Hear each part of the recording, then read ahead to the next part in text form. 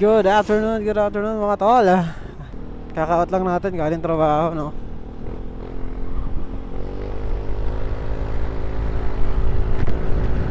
So ngayong araw mga tol, may pag-uusapan tayo saglit. Hindi ko na i-vlog ng mga nakarang araw, gawa ng busy talaga eh. So ngayon natin siya pag-uusapan. Gawa lang tayong buwelo. Traffic eh.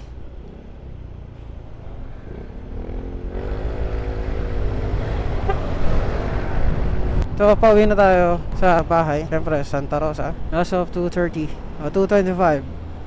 Nagpakabit pa tayo ng sticker ng motor eh. Gawa ng renewal kasi. So ngayon mga tol, pag-usapan natin yung performance and gas consumption after natin magpalit ng center spring and clutch spring na JBT na 1000 RPM. Sa gas naman, kung lumakas nga ba o hindi. Sa performance naman is kung nakadagdag ba o hindi rin.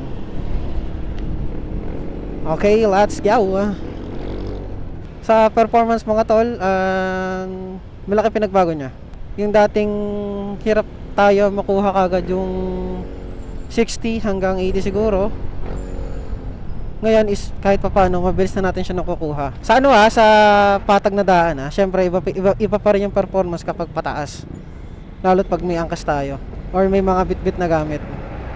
Kagaling kang tigil, mapapansin mo pagka naggas ka, piniga mo yung throttle mo, hindi agad siya aandar. Hindi katulad nung stock is rekta kagad siyang sibat. Dito kasi parang may nire-reach muna siya na RPM bago siya sumibat, which is na-explain ni Sir Mel yun eh. Based sa experience ko mga tol, sa akin lang to so magkakaiba naman tayo ng nagiging experience. Para sa akin nakadagdag siya. Kung dati yung stock na center spring pati clutch spring natin is matagal bago natin makuha yung 0 to 40 to 60 to 80. Ngayon kahit pa paano mabilis siya, which is yun yung kailangan natin lalo't pagkakasama natin si Mamo. Ang gusto ko lang naman kasi yung overtake lang. Yung top speed hindi na tayo masyado nagaganon eh. Hindi ko tulad dati 110, 105. Ngayon medyo depende siguro kapag sobrang lawag naman ng daan. Sa ngayon kasi bayan-bayan lang naman tayo eh. Hindi pa tayo nakapag ride ng medyo malayo or medyo mahaba.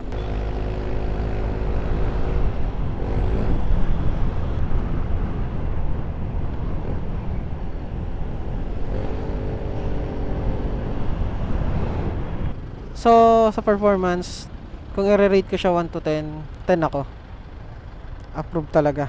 Nakuha ko yung gusto kong timpla, tapos ang bola pa lang nakalagay sa atin is straight 11. Tapos ang drive piece pulley natin is syempre JBT rin. Stock torque drive, stock bell na naka-regroove, stock lining. So far, okay naman sa akin to. Okay din sa amin ni Mrs. kapag kasama ko siya. Last time, nag-try kami magtagaytay uphill. Okay din eh. So sa gas consumption naman mga tol, medyo lumakas ng konti compared nung stock pa na center spring pati clutch spring. Kasi based nga dun sa mga nare-research ko tsaka napapanood ko, kapag nagpalit ka ng center spring pati clutch spring, medyo may dagdag din sa pagkain ng gasolina. Hindi ko sure kung paano siya nangyayari eh. Masyado siyang technical para aralin ko eh. Simpleng vlogger lang naman tayo na nag-i-enjoy araw-araw. Hindi naman tayo katulad ng ibang expert sa pagbablog. Tayo nakabase lang sa experience natin. Pakitama na lang po ako kung may mga mali akong nasasabi sa mga video natin mga tol. So yun mga tol, mabalik tayo. Kagaya nga ng sinabi ko kanina, medyo lumakas siya sa gasolina. Pero hindi ko pa nako-compute kung ilan yung nagiging gas niya per kilometer. Kasi dati, di ba, kung mapapanood nyo yung previous vlog natin about kay Rocky, parang 2 years ago tayo, 1 year ago. Given na hindi pa natin napapa-refresh yung makina niya, gawa ng nag-reset na siya. Na-reach na natin yung 100k noong November. Tapos ngayon, magtutukay pa lang siya. Pero mga tol, sa next video or next vlog natin, papakita ko sa inyo galing tayong full tank tapos try natin ubusin kahit hanggang dun sa empty lang kung ilan yung magiging consumption niya. Kasi dati, parang pumapalo ng 120 kilometer to 140 kilometer ata or 150 kilometer sa pagkakatanda ko Galing full tank yon from bahay papuntang office namin. 20 kilometer kasi yun isang way. So parang 40 balikan. Sa isang araw lang yun So parang ang estimated natin is natagal ng 3 araw yung gasolina natin na full tank. Tapos ngayon, hindi ko siya na-compute kung paano yung naging gas consumption niya talaga. Pero feeling ko lumakas kasi ganoon naman talaga, di ba? Kapag dumagdag sa performance, syempre asahan mo, medyo dadagdag din sa lakas ng kain ng gas. Pero okay lang, happy naman Pero mas magiging happy tayo kapag nag-bore up tayo. Bore up is the key.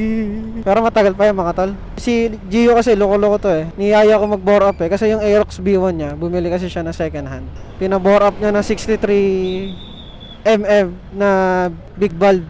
So parang 185 cc ata yung kinalabasan o 195. Di ko tanda Lakas.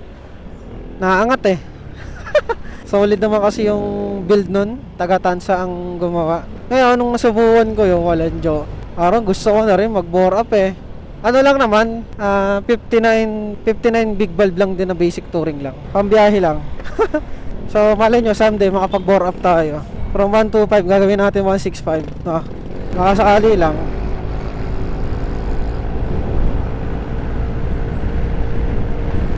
So yung mga tol, para sa akin, worth it pag-upgrade natin ng center spring pati clutch spring. Kasi nagbigay talaga ng performance lalo sa arangkada pati gitna mga tol. Tapos mga tol, nagpalit din pala tayo ng racing seat. So sa Tansa natin pinagawa to dun sa Kilaina sa asawa ni Gio. Sobrang kapit. Kahit sa OBR walang dulas talaga.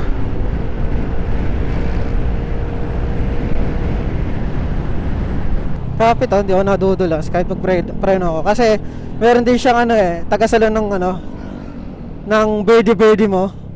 Kaya hindi tayo napapausod. Kasi yung dati diretso siyang ganun So diretso slide talaga. May tagasalon ng birdie natin Alam nyo na kung ano yung birdie.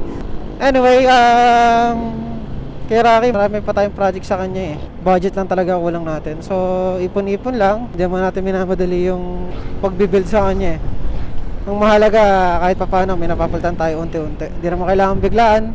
Hindi naman din kailangan na sobrang diin ng piyesa mo. Kailangan lang talaga yung effort mo dun sa motor. So lahat naman ng ina-upgrade ko dito, pinapaalong ko muna sa asawa ko, kay mama So approve naman tayo. Hindi naman ganun kamahal ang piyesa natin para sabihin na magastos talaga ako. Yung iba naman nagkakataon talaga na bumibigay din yung pesa at the same time talaga pinapalitan na natin na parts na gusto natin. So yung mga tol, sana nagusto nyo yung vlog natin Medyo nagbabawi lang tayo ngayong taon. Last year talaga marami tayong oras na nasayang na hindi natin natuloy, given na sobrang busy talaga. Dami natin nakasikaso, hindi lang sa trabaho kundi sa personal na buhay. So, ang halaga ngayon nakakapag-unti-unti na rin tayo sa pag-vlog. Ang mahalaga may progress tayo, hindi yung katulad na stock up lang tayo. So, kailangan mas higitan ko yung sarili ko compared dati na. May video naman ako Ang nangyayari kasi nagiging tamad ako. Tamad ako talaga dati. Yun na yun. Yun yung kalaban ko. Pero anyway, at least ngayon, nakakaabante tayo kahit pa paano. May nanonood din naman sa mga vlog natin. Kahit hindi sobrang pulido.